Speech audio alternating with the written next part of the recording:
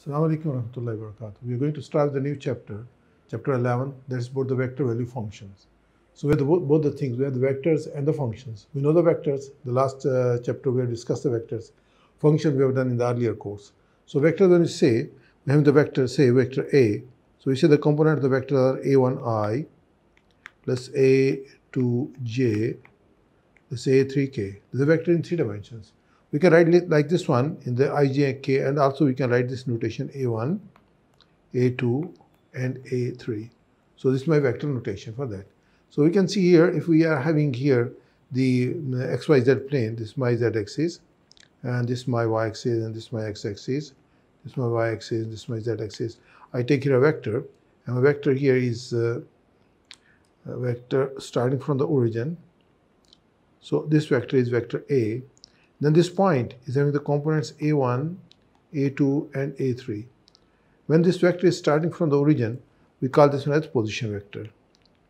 The vector starting from the origin, we call this a position vector. So this vector A is my position vector, and again the components are A1i, A2j, and A3k.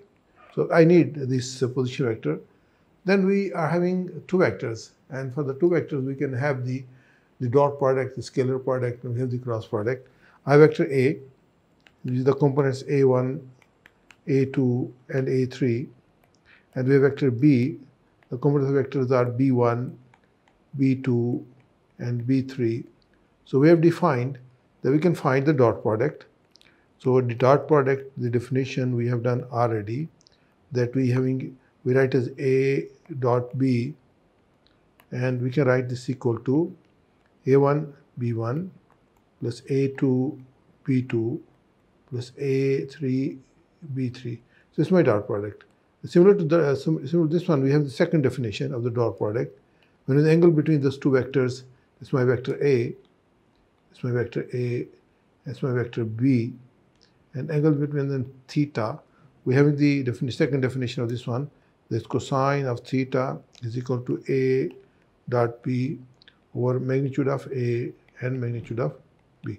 And magnitude we have defined already. For example, this vector A, the magnitude of vector A is equal to A1 square plus A2 square plus A3 square under the root.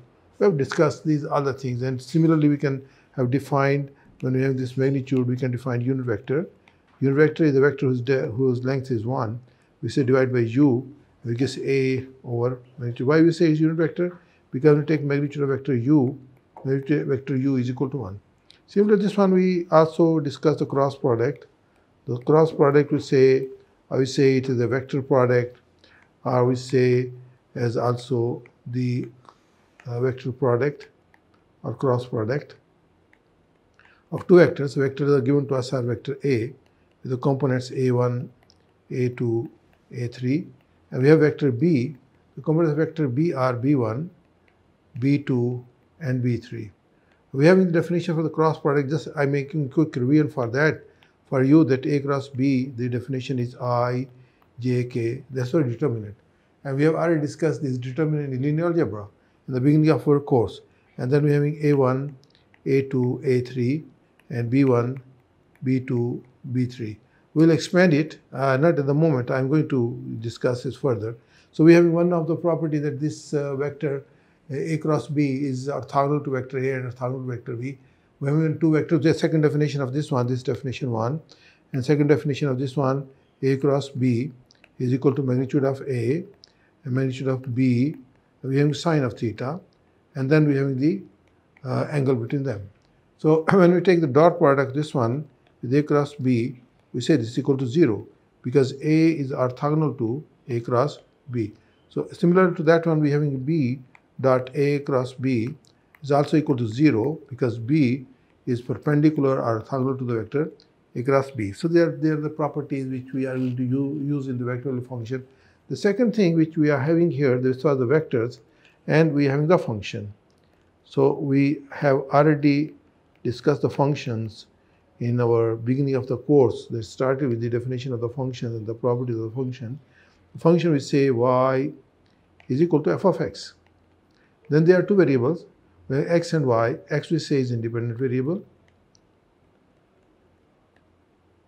is independent variable, and our y, we say that dependent variable. Dependent variable. So we are having this independent variable, this x, and x give me the domain. We say the function f of x, their domain. Domain is all values of x on which the function f of x is defined. Let's say your domain of this one is, we say domain of f, domain of f. For example, I have the function f of x is equal to x squared. So domain of f is R real number because this is defined on R real number. So if I say here, I want to find the range of the function f of x, my f of x squared. So the domain of the function is 0 to infinity, not from minus infinity to plus infinity. Domain is changed, range is changed. Domain is so we having the domain when we want to decide domain for the polynomial function. Domain is R real number, and for we are having the functions, for example, f of x over g of x. These are the rational functions. F of x is polynomial function, g of x is polynomial function. I want to find domain of f of g.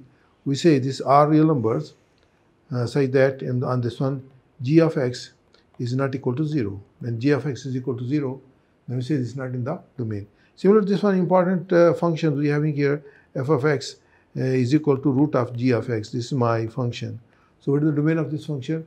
Domain of this function is the all values of x where domain of this under root function is bigger than or equal to 0. This is my domain of the function.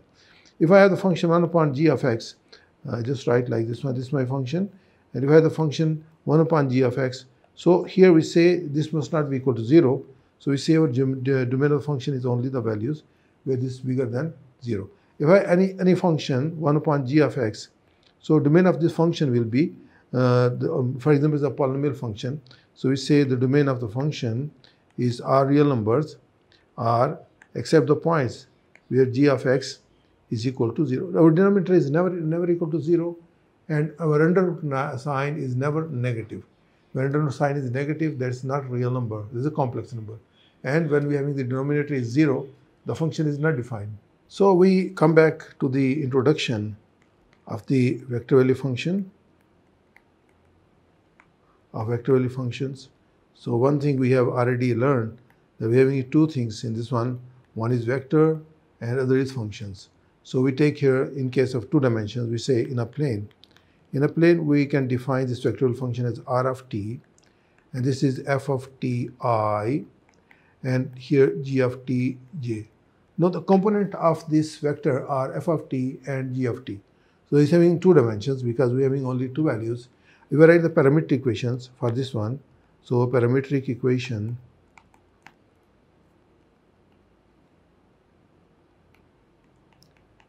for this vectorial function, we say this is x is equal to f of t and y is equal to g of t, where t belongs to the domain of the function, domain of function R. So that's the parametric equations of the function. So we're having the function that the first value is f of t and g of t. If we are having defined that this is my y-axis and this is my x-axis and this is my origin and this is my R of t, I take the position vector. So then this point is equal to the point here f of t and g of t. So this is the point. And then we can just have the vectors from 0 to this one. We can f of ti and g of tj. As you know that we can have R of t. The second way of writing is in this term that f of t without I and j, we write the components only. So this is the case, we can write this one. So similar to this one, we extend this one in 3 dimension and space, and we can say our vectorial function R of t in this case is equal to f of t I plus g of t j plus h of t k. So this is my vectorial function. So the domain of the function is the values of t. We say t belongs to the domain of they are real numbers. They are real numbers, and we say in the domain. And this f of t, g of t, and h of t are real valued functions, are real valued functions. They are real, not imaginary. They are real valued function. We can find the value of this one. And we can write the parametric equation as before. We say the parametric equations of this vector value function, parametric equations of this.